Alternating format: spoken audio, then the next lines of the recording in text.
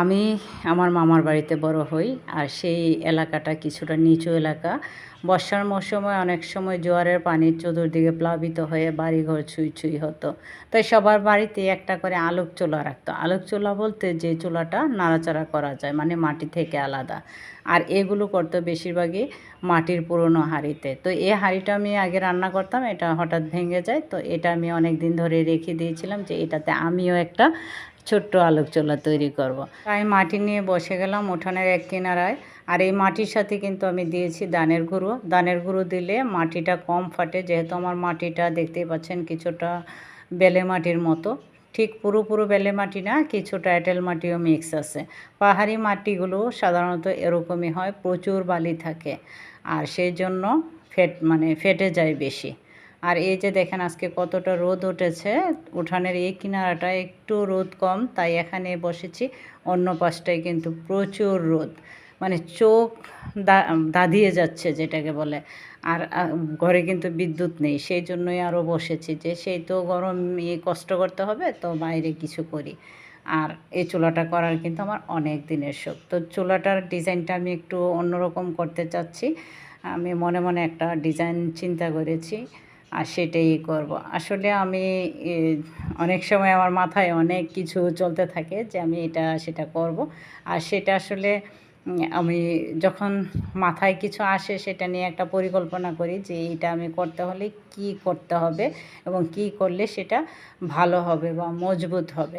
আমি সবসময় কোনো কিছু তৈরি করার সময় মজবুতের বিষয়টা খুব চিন্তা করি।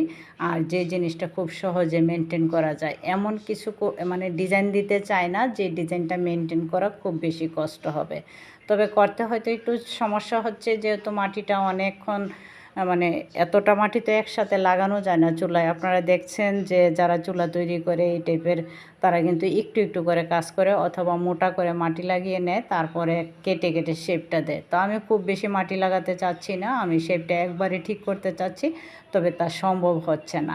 তো আমি এখন একটা মোটামুটি একটা স্ট্রাকচার করে নিয়েছি, আর সেটা করে রেখে দেব।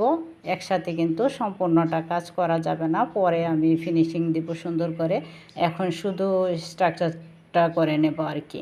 তার জন্য আমি একটা তার পেঁচিয়ে দিয়েছি, তারটার উপরে একটু একটু করে মাটি লাগাচ্ছি, তারপরে কিন্তু আবার ভালো করে তার পেঁচিয়ে নেব, যাতে আমার এই মাটিটা হঠাৎ কোনো কারণে ভেঙে না পড়ে যায়। যেহেতু আমার মাটিটা খুব একটা এঁটেল মাটি না, তাই মজবুত হওয়ার জন্য আমার এটা দিতে হচ্ছে। যাদের মাটি কিন্তু খুব মিহি বা এঁটেল শক্ত, তারা কিন্তু এই ডিজাইনটা করার জন্য খুব বেশি তারের প্রয়োজন হবে না। আর আমার মাটিটা যেহেতু কিছু মানে বালি মিশ্রিত, তাই আমি তারটা দিয়ে নিয়েছি আমার এই ডিজাইনটা মজবুত করার জন্য। তো একটু একটু করে মাটি লাগিয়ে নিচ্ছি। আসলে এই রকম শিল্পগুলো কিন্তু মন থেকে যেটা আসে, মানে যেইভাবে আসে সেইভাবেই করা হয়। সাধারণত অন্যকে কপি করাকে তো আসলে শিল্প বলা যায় না, সেটা হলো যে কোনো একটা কাজ ভালো করে করা। আর যেটা একদম নিজের মন থেকে করা হয়, আমার মনে হয় সেটাই বোধহয় শিল্প।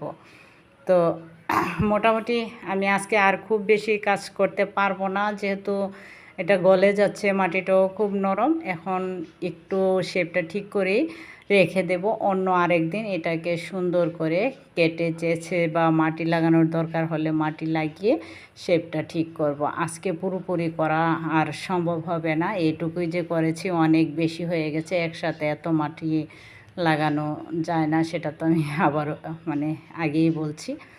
তো আজ এই পর্যন্তই থাক, এখন একটু রোদে দিয়ে রেখে দেব, অন্য দিন কাজ করব।